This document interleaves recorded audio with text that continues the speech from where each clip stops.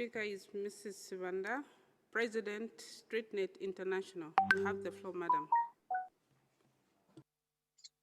Thank you, Chair. Dear Chair and all delegates to the 109th session of the ILO conference. My name is Lorraine Sibanda. I am the President of SICHIA and StreetNet International. StreetNet International is a global alliance uniting over 600,000 informal economy workers from 52 countries. The majority are self-employed women engaged in street and market vending around the world. Their work is in the informal economy, but it is a vital contributor to the formal economy, local communities, and nations worldwide. I am honored to deliver a message from the informal economy workers. During the last 2 years, we have all experienced many challenges due to COVID-19, which has had a much more devastating impact on our members, street vendors, market traders who are engaged in the informal economy. COVID-19 poses overwhelming difficulties for informal economy workers, many of whom have no access to either legal or social protection, including healthcare and public services. Yet they have had to endure restrictions on their right to work. The pandemic exposed adverse challenges for women workers who were especially affected because they had to perform unpaid domestic care work on top of providing for their families.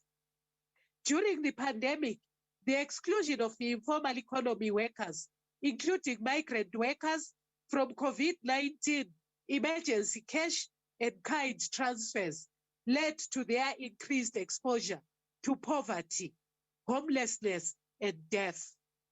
In response to the gaps in national social protection systems, informal economy workers and their organizations stepped in to play a central role in providing relief.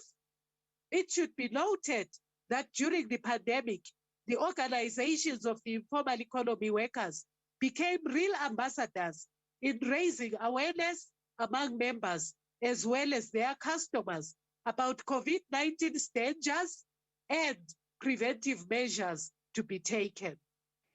Organizations of informal economy workers became facilitators in the implementation of national and local government level strategies on tackling the pandemic.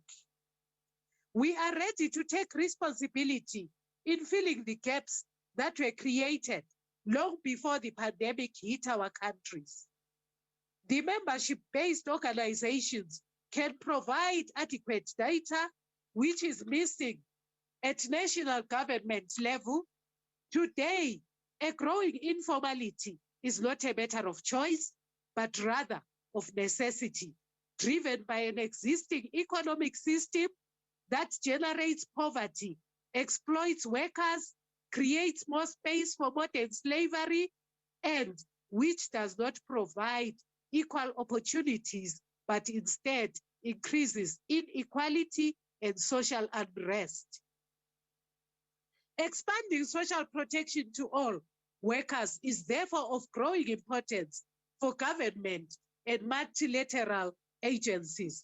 We need to ensure an inclusive social dialogue and direct representation of workers in the informal economy in the tripartite structures where the ILO recommendation 202 is to be enforced. Universal social protection for all requires that social insurance be more inclusive of workers in the informal economy, expand quality public healthcare services, and provide access to COVID-19 testing and vaccines. Progressive and sustainable financing of social protection should include workers in the informal economy in national social insurance schemes. The fair and just transition from the informal to formal economy needs to be integrated in all economic recovery processes. In line with the ILO recommendation 204, we call upon you to count us among all workers. Our rights to organize and represent ourselves as workers, and our rights to adequate social protection must be included and exercised. Nothing for us without us. I thank you. Thank you, Madam.